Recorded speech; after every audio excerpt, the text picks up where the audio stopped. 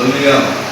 ఇక్కడ చూసినట్లయితే మాకు దేవుని వాక్యం తెలియపరుస్తున్నాము. అపోస్తలుడైన పౌలు ఇక్కడ ఉపవాసం ఉన్నట్టుగా వాక్యం తెలియపరుస్తూ ఉంది. హల్లెలూయా. ఎన్ని దినాలు ఇక్కడ ఉపవాసం ఉన్నారంటే 14 దినాలు ఇక్కడ ఉపవాసం ఉన్నట్టుగా బైబిల్ గ్రంథం తెలియపరుస్తూ ఉంది. హల్లెలూయా. అయితే బైబిల్ గ్రంథంలో మనం చూస్తే 40 దినాలు ఉపవాసం ఉన్న బిడ్డలు కూడా ఉంటున్నారు. అదే 21 దినాలు ఉన్నవారు కూడా ఉంటున్నారు. అదే రకంగా మనం చూసినట్టయితే సింహాల భూమిలో ఉన్న ధాన్యం మనం చూసినట్టయితే ఒక రాత్రంతా కూడా ఉపవాసం ఉన్నట్టుగా వాక్యం తెలియపరుస్తూ ఉంది. సింహాలు కూడా ఉపవాసం ఉన్నట్టుగా రాత్రంతా కూడా ఇక్కడ బైబిల్ గ్రంథంలో వాక్యం తెలియపరుస్తూ ఉంది. అదే రకంగా చేప గర్భంలో ఉన్న యోనా కూడా 3 దినాలు ఉపవాసం ఉన్నట్టుగా బైబిల్ గ్రంథం తెలియపరుస్తూ ఉంది. హల్లెలూయా. అదే రకంగా అదే రాజనగర్లో ఉన్న సింహాలపురంలో దానియేలు ఉన్న అదే రాత్రి సమయంలో రాజనగర్లో ఉన్న ఒక దర్యావేష్ అనే ఒక రాజు కూడా ఆ రాత్రంతా కూడా ఉపవాసంలో ఉన్నట్టుగా సంగీతము, నాట్యము, వాయిద్యములు చేయకుండా, ద్రాక్షరసము, పానీయము తాగకుండా, ఆహారం తీసుకోకుండా ఇక్కడ చూసినట్టయితే ఈ రాజు కూడా ఉపవాసం ఉన్నట్టుగా వాక్యం తెలియపరుస్తూ ఉంది. హల్లెలూయా. ఆ రకంగా అనేక సందర్భాలు కూడా రకరకాలుగా ఎస్తేరు నాది కూడా 3 దినాలు ఉపవాసం ఉన్నట్టు వాక్యం తెలియపరుస్తూ ఉంది. రకరకాలుగా వారికి తోచిన విధంగా, వారు ఉండగలిగిన విధంగా కొందరు భక్తులు ఉపవాసం ఉన్నట్టు వాక్యం తెలియపరుస్తూ ఉంది. హల్లెలూయా.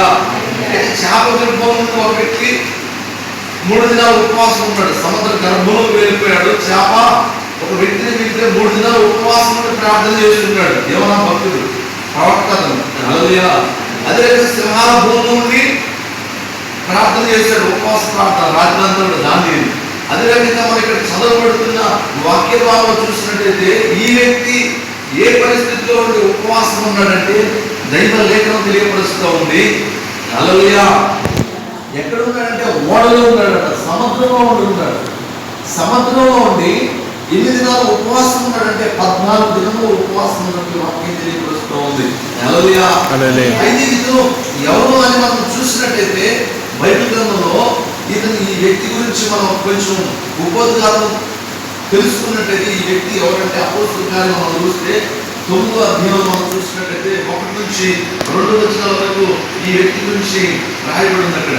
హల్లెలూయా. హల్లెలూయా. చదువు అపోస్తలుల కార్యము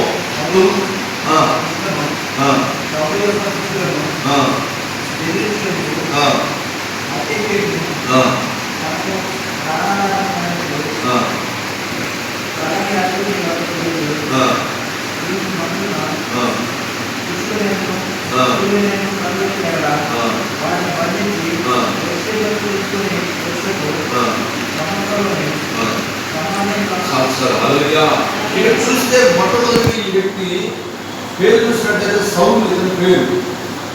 అయితే ఇతను ధర్మశాస్త్రాన్ని ఎరిగినవాడు. యేసుక్రీస్తు ప్రభువాన్ని దేవుడు అంటే నమ్మేవాడు కాదు. ఇలాంటి వ్యక్తి ఏం చేస్తున్నాడంటే ఆ దినాలు యేసుక్రీస్తు ప్రభువారు చనిపోయి 3 దినాలు లేవనెత్తబడిన తర్వాత చూసినట్టయితే పేతురు గారి ద్వారా ఆ 12 మంది అపోస్తలుల ద్వారా మేడగదిలో కనిపెట్టుకున్న తర్వాత సంఘము స్టార్ట్ అయిపోయి సంఘం విస్తారంగా సంఘం అభివృద్ధి పొందుతూ ఉంది. హల్లెలూయా. ఆ సంఘం అభివృద్ధి పొందుతున్న క్రమంలో చూసినట్టయితే ఈ ఎవరంటే ఈ సౌలు ఏం చేస్తున్నాడంటే ఆ మత పెద్దల దగ్గర చూసినట్టయితే అధికారాన్ని తీసుకొని ఎవరైతే యేసుక్రీస్తు ప్రభువుని దేవుడు అంటున్నాడో వారిని తీసుకొచ్చి చెరసాలలో పడేసేవాడంట. వారిని తీసుకొచ్చి హింసించేవాడు. వారిని తీసుకొచ్చి కొట్టి చంపేసేవాడంట. హల్లెలూయా. ఆ రకంగా చేస్తుండేవాడు. చేస్తున్న సందర్భంలో చూస్తే అదే 9వ అధ్యాయంలో దేవుని వాక్యం తెలియపరుస్తూ ఉంది. ఒక సందర్భంలో ఏం చేస్తున్నాడంటే దమస్కో మార్గానికి వెళ్తున్నాడు. ఎందుకు ఈ వ్యక్తి దమస్కో మార్గానికి వెళ్తున్నాడంటే అక్కడ కూడా యేసుక్రీస్తు ప్రభువుని నమ్ముకున్న వారు ఉంటున్నారు. అయితే వారు యేసే దేవుడు అని చెప్తున్నారు. అయితే ఇతను యేసు దేవుడు కాదు అని చెప్పి వారిని కూడా హింసించి చంపడానికి, చెరసాలలో వేయడానికి అనేకులు చూసినట్టయితే మనుషులు తీసుకొని ఆ గుర్రాల మీద అనేకులు వెలుచున్నారు. ఈ అపోస్తలులైన చూసినట్టయితే సౌలు చూసినట్టయితే ఆయన ఏం చేస్తున్నాడు? వెళ్తున్నాడు. హల్లెలూయా. ఆయన వెళ్తున్న ఆ క్రమంలో చూసినట్టయితే ఆ దమస్కో మార్గం దగ్గరికి వచ్చినప్పుడు ఒక వెలుగు ఆయన మీద ప్రత్యక్షమై చూసినట్టు ఆయన పడిపోయినట్టుగా వాక్యం తెలియపరుస్తుంది. భూమి మీద పడిపోయి ఉన్నాడు. ఆ పడిపోయిన తర్వాత ఒక స్వరం ఏర్పడతా ఉంది. సౌలు సౌలు ఎవరిది స్వరం, ఎవరు నాతో మాట్లాడేది అంటున్నాడు. ఈ పడిపోయిన ఈ సౌలు చూసినట్టయితే నువ్వు హింసిస్తున్న యేసుని నేనే అంటున్నాడు. యేసుక్రీస్తు ప్రభువారే స్వయంగా ఆ వ్యక్తితో దర్శనంలో మాట్లాడినట్టు, డైరెక్ట్ గా యేసుక్రీస్తు ప్రభువారే మాట్లాడినట్టు మాకు తెలియపరుస్తూ ఉంది. హల్లెలూయా. అక్కడ ఉన్న వాళ్ళైతే చూసినట్టయితే అక్కడ అనేకులు ఉంటున్నారు. పడిపోయి ఉన్నాడు. చూసినట్టయితే చివరికి ఇతని అననీయ దగ్గరికి తీసుకెళ్ళవని చెప్తే అక్కడ ప్రాంతంలో ఒక సేవకుడు ఉంటే అక్కడ తీసుకెళ్ళినట్టు వాక్యం తెలియపరుస్తూ ఉంది. అక్కడికి వెళ్ళిన తర్వాత ఇతని ఆ సేవకుడు ప్రార్థన చేయమంటే దేవుడు చెప్పాడు చేయమని అననీయ చేస్తున్నాడు. చేసేటప్పుడు అననీయ కూడా భయపడుతున్నాడు. ఈ వ్యక్తి మామూలు వ్యక్తి కాదు. ఈ వ్యక్తి ఒకవేళ ప్రార్థన చేస్తా ఉన్నానంటే నన్ను కూడా ఏం చేస్తానో భయపడుతున్నాడు. భయపడుతూ అననీయ అతని మీద చేపెట్టి ప్రార్థించమని చేయబెట్టుకొని అతని నేత్రాలు చూసిన పొరలు రాలిపోయి మళ్ళా 3 దినాలు చీకటి అయిపోయి కళ్ళు కనపడలేదు. అతనికి మళ్ళా అతనికి కళ్ళు వచ్చినట్టు వాక్యం తెలియపరుస్తూ ఉంది. ఎప్పుడైతే యేసుక్రీస్తు ప్రభువు బాగుపరుచున్నాడో అప్పుడు ఏం చేస్తున్నాడంటే మళ్ళా ఇతను దేవుని సువార్త ప్రకటించడం మొదలు పెట్టుకున్నాడు. హల్లెలూయా. దేవుని సువార్త ప్రకటిస్తున్నాడు. ఇక చూసినట్టయితే ఎవరంటే సౌలు ఇప్పుడు పౌలుగా మార్చబడ్డాడు. ఇక్కడ నుంచి సువార్త ప్రకటిస్తున్నాడు. ప్రకటిస్తున్నప్పుడు ఇంతకుముందు యూదా మతంలో ఉన్నారు కనుక ఆ మతస్థులే వ్యతిరేకమైపోయినారు. ఆ యూదా మతస్థులు ఇప్పుడు ఈయన చంపాలనుకుంటున్నారు. ఇప్పుడు యేసుక్రీస్తు ప్రభువు నేను ఎవరిస్తామంటే యూదా మతస్థులు ఇతర చంపాలనుకుంటున్నారు. చూసినట్టయితే శిష్యులు కూడా ఇతను భయపడుతున్నట్టుగా వాక్యం తెలియవస్తూ ఉంది. చూసినట్టయితే చివరికి చాలా మంచి సాక్ష్యంతో ఇతను పరిచయం చేస్తున్నట్టుగా సువార్త ప్రకటిస్తున్నట్టుగా దైవలేఖనం తెలియపరుస్తూ ఉంది. అనేక పట్టణాలు, అనేక ప్రాంతాలు, అనేక పల్లెలు, అనేక దేశాలు తిరిగి చూసినట్టయితే ఓడల మీద అనేక పర్యాయములు కూడా చూస్తే ప్రయాణం చేసి అనేక దేశాలు కూడా సువార్త ప్రకటించున్నాడు. ఆ రకంగా సువార్త ప్రకటించిన తర్వాత మరలా యెరూషలేముకు వచ్చిన తర్వాత యెరూషలేములో ఇతన్ని చూసినట్టయితే బంధించినట్టుగా అక్కడ యూదా మత పెద్దలు వాక్యం తెలియపరుస్తూ ఉంది. ఇతను బంధించి అక్కడ గలిబిలి చేస్తున్న సమయంలో చూసినట్టయితే సహస్రాధిపతి చేతికి చూసినట్టయితే ఇతను క్షేమంగా గొడవ జరగకుండా చేసి యూదులు ఏమంటున్నారంటే ఇతని పట్ల నేరము మోపుతున్నారు. ఇతను చంపివేయాలంటున్నారు యూదులు అందరూ కూడా. ఈ సౌలుని పౌలుగా మార్చబడ్డ అతన్ని ఏమంటారు చంపాలంటున్నారు. అందుకే ఇతరులో ఏమి చూసినట్టయితే నేరాన్ని తెలుసుకోవడం కోసము దేవుడు వాక్యం తెలియపరుస్తోంది. ఫిలిప్స్ అనే అతని దగ్గరికి పంపిస్తున్నారు.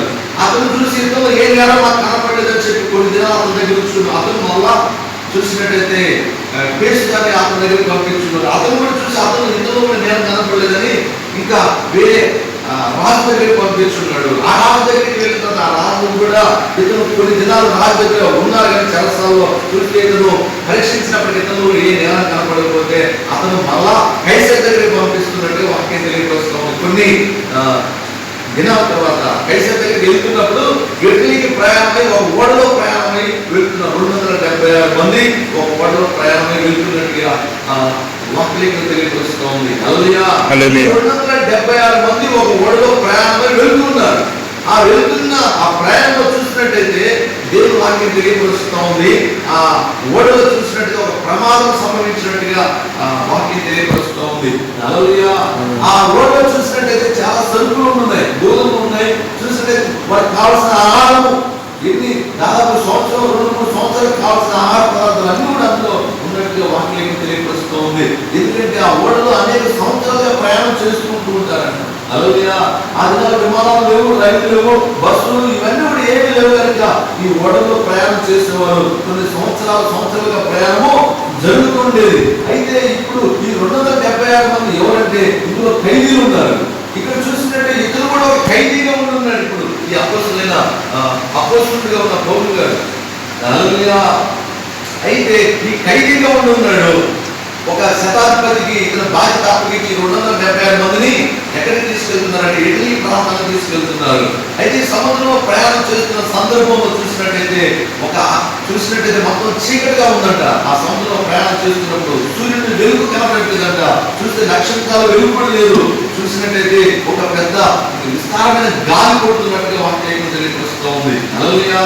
అయితే అలాంటి గాలి సమయంలో చూసినట్టయితే ఆకాశంలో చూసినట్టయితే ఒక సూర్యుడు వెలుగు రావట్లేదు. ఇప్పుడు చూస్తే ఎక్కడ ఉన్నారంటే సముద్రము మధ్యలో ఉండిపోయారు. ఒక అలజడితో ఉండిపోయారు, ఒక భయంతో ఉండిపోయారు. ఒక చూసినట్టయితే అందులో ఉన్న ప్రతి ఒక్కరు కూడా ఇంకా మేము బ్రతుకునే వారికి ఆశ్చర్యకరంగా ఉన్నట్టుగా వాక్యం తెలియపరుస్తూ ఉంది. హల్లెలూయా హల్లెలూయా. ఎందుకంటే సూర్యుని వెలుగు కనబడట్లేదు, నక్షత్రాలు ఒక రాత్రి నక్షత్రాలు కనబడట్లేదు, ఉదయం ఏదైతే ఉంటుందో రాత్రి కూడా అదే రకంగా ఉంటుంది. సముద్రం మధ్యలో ఉన్నారు, గాలి పడుతూ ఉంది, ముందుకు వెళ్ళలేకపోతున్నారు, వెనక్కి వెళ్ళలేకపోతున్నారు, ఏం చేయాలో అర్థం కాని పొజిషన్ ఉంటున్నారు. అలాంటి భయంకరమైన విపత్తులో ఉన్నట్టుగా వాక్యం తెలియపరుస్తూ ఉంది. హల్లెలూయా హల్లెలూయా. అయితే ఇప్పుడు ఏం చేస్తున్నారంటే ఇక్కడ అపోస్తలుడైన పౌలు ఉపవాసం ఉంటున్నాడు. 14 దినాలు ఈ ఉపవాసం ఉంటున్నాడు. హల్లెలూయా. అయితే ఉపవాసం ఉంటున్నాడు ఈ అపోస్తలుడైన పౌలు ఏం చేస్తున్నాడంటే అక్కడ ఉన్న వారందరూ ధైర్యపరుస్తున్నట్టుగా వాక్యం తెలియపరుస్తూ ఉంది. హల్లెలూయా హల్లెలూయా. అదే 27 అపోస్తలుల కార్యం 27 అధ్యాయం మనం చూసినట్టయితే చదువు 21 వచనం.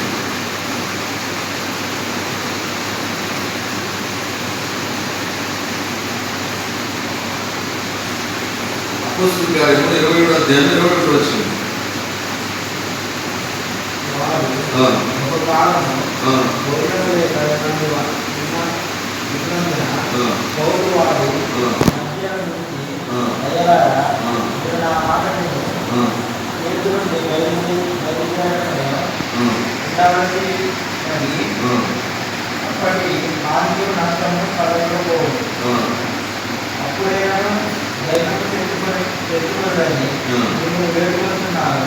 ఇప్పుడేమో ధైర్యం తెచ్చుకున్నది అని చెప్తున్నాడు.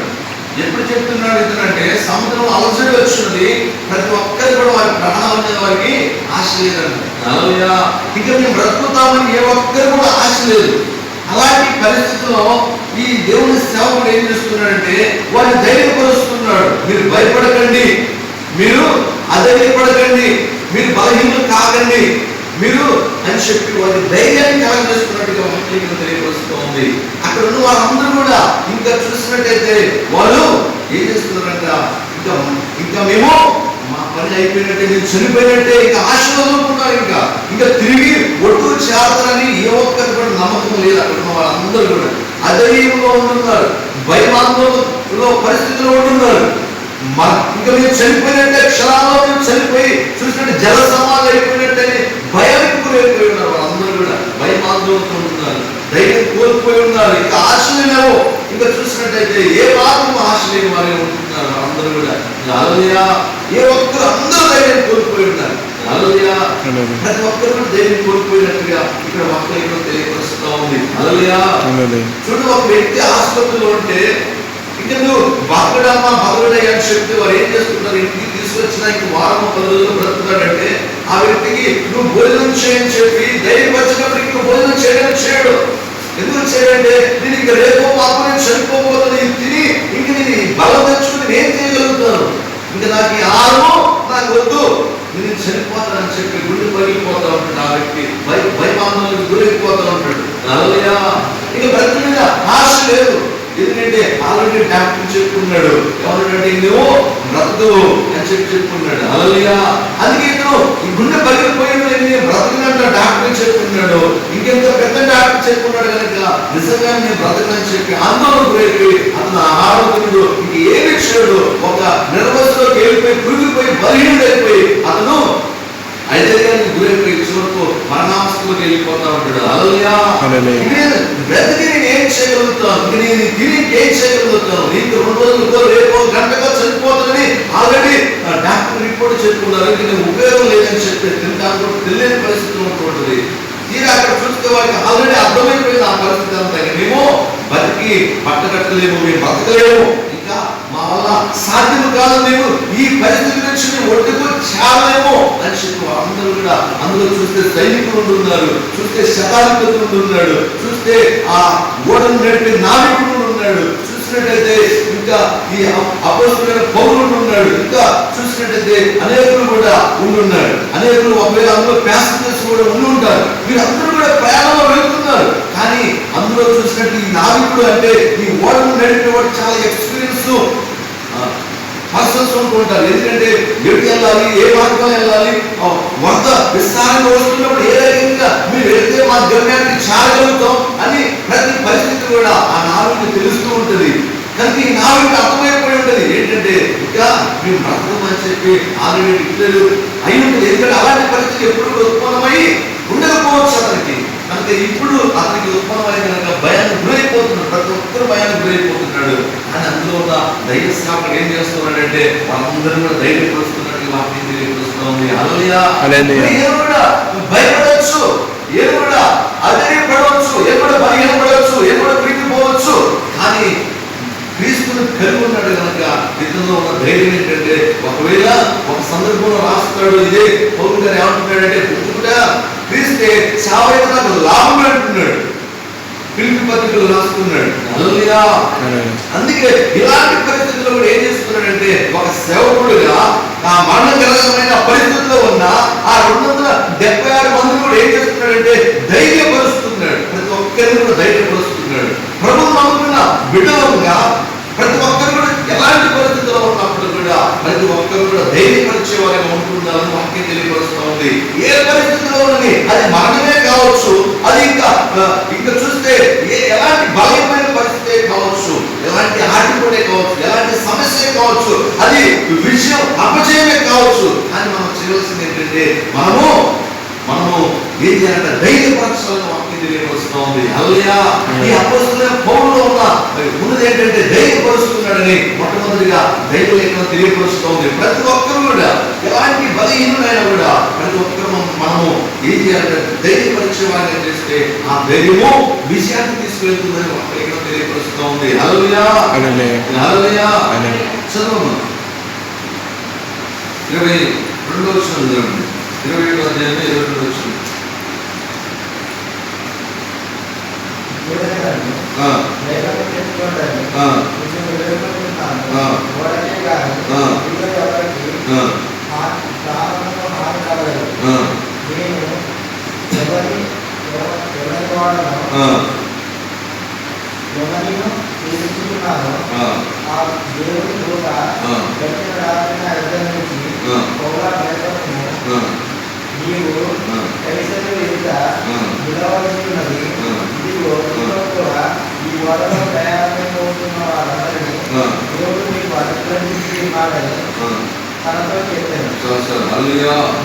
ఏం చేస్తున్నారంట? ఈ ఉపవాస ప్రార్థన ఏం చేసిందంటే ఒక దేవుడు దూత ఇతరులతో మాట్లాడుతుందంట. ఆ 276 మంది వారితో మాట్లాడొచ్చు. కానీ ఈ దేవుడితో ఎవరితో మాట్లాడుతుందంటే అపోస్తలులైన పౌలు గారితోని ఆ ఓడలో ఉన్నప్పుడే మీరు భయపాలకు గురైపోతున్నారు. కానీ ఇతరులతో ఏం జరుగుతుందంటే ఒక దైవ దూత మాట్లాడుతూ ఉంది. నువ్వు భయపడకు, సౌలాను భయపడకు అని చెప్పి ఇక్కడ వాక్యం తెలియపరుస్తూ ఉంది. నువ్వు భయపడద్దు, నువ్వు అధైర్యపడద్దు, ఈ ఓడలో ఉన్న వారికి ఏమి హాని కలగదు, నీకు కూడా ఏమి హాని కలగదు, నువ్వు క్షేమంగా ఒడ్డుకు చేర్చబడతావు, నువ్వు క్షేమంగా బయటికి మీరు వెళ్తారని చెప్పి ఎవరు చెప్తున్నాడు? దేవుడు దూత ఈ సౌలుతో మాట్లాడుతూ ఉంది. ఈ ఉపవాస ప్రార్థన 14 రోజులు ఉండున్న ఈ అపోస్తలుడైన పౌలు అనుభవం ఉపవాస ప్రార్థన ద్వారా దేవుడు దూతతో మాట్లాడుతూ ఉంది. ఈ దేవుడు దూతతో మాట్లాడుతూ ఉంది. నువ్వు భయపడద్దు, వీరందరూ కూడా ఈ 276 మంది కూడా క్షేమంగా, ఇందులో ఉన్నవన్నీ క్షేమంగా, మీరందరూ క్షేమంగా ఉంటారని చెప్పి ధైర్యపరుస్తున్నట్టుగా వాక్యం తెలియపరుస్తూ ఉంది. హల్లెలూయా. హల్లెలూయా. నువ్వు భయపడద్దు, ధైర్యంగా ఉందని చెప్పి ఇక్కడ ఎవరు మాట్లాడుతున్నారంటే దైవదూతతో మాట్లాడుతున్నట్టుగా వాక్యం తెలియపరుస్తూ ఉంది. అంటే అపోస్తలుడైన పౌలు గారు దైవదూతతో మాట్లాడే అనుభవం ఉన్నట్టుగా వాక్యం తెలియపరుస్తూ ఉంది. అందుకే బైబిల్ గ్రంథంలో మనం చూస్తే అపోస్తలుల కార్యంలో అక్కడ ఒక శతాధిపతి ఉన్నాడు. ఆ శతాధిపతి రోజు కూడా ఏం చేస్తుంటాడు? తన కుటుంబంతో కూర్చొని, కుటుంబంలో భార్య చూస్తే పిల్లలు చూసినట్టయితే అందరూ కూర్చొని ప్రార్థన చేస్తూ ఉంటారంట. అంతేకాదు 100 మందిని పెద్ద వారందరూ కూర్చోబెట్టి ప్రార్థన చేసుకుంటారు. కనుక ఆ అనుభవంలో దేవుడు చూసినట్టయితే అతను కలిగింది ఏంటంటే దర్శనము, దేవుని దూత అతనితో మాట్లాడుతూ ఉంటాడు ప్రతిరోజు కూడా. హల్లెలూయా. ప్రతిరోజు కూడా అతనితో మాట్లాడుతూ ఉంటాడంట. ఎవరంటే ఈయన అన్యుడు, లోకస్తుడు, కానీ యేసుక్రీస్తు ప్రభువును తెలుసుకున్నాడు, బాప్తిజం పొందలేదు ఇంకా. కానీ ఇతరుకున్న అనుభవం ఏంటంటే దేవుడు దూత ఇతరులతో మాట్లాడే అనుభవం. హల్లెలూయా. రక్షించబడ్డారు, ఇంకా ప్రభు గురించి పూర్తి విషయాలు ఇంకా తెలియదు. అయినప్పుడు కూడా ఏంటంటే నమ్మకంగా ఏం చేస్తున్నాడు? కుటుంబంతో కూర్చొని ప్రార్థిస్తున్నారు. కానీ అతనికి దేవుడు దూత అతనితో పట్టుకుని స్పష్టంగా మాట్లాడుతున్నట్టుగా బైబిల్ గ్రంథం తెలియపరుస్తూ ఉంది. హల్లెలూయా, హల్లెలూయా. ఎందుకంటే ఎవరు మాట్లాడుతున్నారు పౌలు గారితో అంటే దేవుని దూత ఆ ఓడలో మాట్లాడుతూ ఉంది, నువ్వు భయపడుతుంటుంది. హల్లెలూయా, హల్లెలూయా. చూడండి ఎక్కడున్నారంటే అందరూ కూడా సముద్రంలో చెక్కకపోయి ఉన్నారు, మరణకరమైన పరిస్థితుల్లో ఉన్నారు, భయమాందోళనలో ఉన్నారు. అక్కడికి ఇంకో వ్యక్తి ఎవరు కూడా, ఏ బంధువు రాలేడు, స్నేహితుడు రాలేడు, ఏ వ్యక్తి కూడా రాలేడు అక్కడికి. ఇంకా కొత్త వ్యక్తి ఎవరు కూడా సహాయం చేసేవారు వచ్చి ఏ ఒక్కరు కూడా సహాయం చేయలేని పరిస్థితి అక్కడ. అలాంటి పరిస్థితిలో దేవుడు ఏం చేస్తాడంటే, నువ్వు భయపడద్దు, సౌలాన్ని భయపడద్దు అని చెప్పి సౌలుని ధైర్యపరుస్తున్నట్టుగా వాక్యం తెలియపరుస్తూ ఉంది. అక్కడ ఉన్న అందరూ కూడా క్షేమంగా ఒడ్డుకు చేర్చబడతారని చెప్పి ఇక్కడ సౌలు తోటి మాట్లాడుతున్నట్టుగా దేవుడు వాక్యం తెలియపరుస్తూ ఉంది. హల్లెలూయా, హల్లెలూయా. అందుకే ఒక సందర్భంలో మనం చూస్తే అపోస్తల కార్యంలో 18వ అధ్యాయము, అపోస్తల కార్యము 18వ అధ్యాయము 9వ వచనం చూసినట్టయితే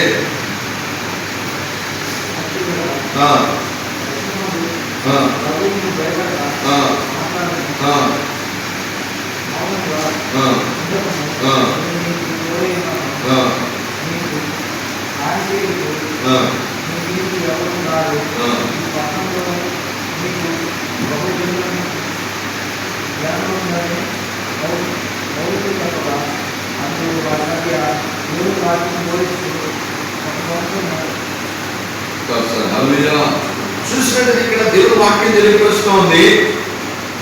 సౌలు తిమోతి చూసినట్టయితే మాసిదోనియా వెళ్ళినప్పుడు అక్కడ వాక్యాన్ని బోధిస్తున్నాడంట ఈ అపోస్తలుడైన పౌలు.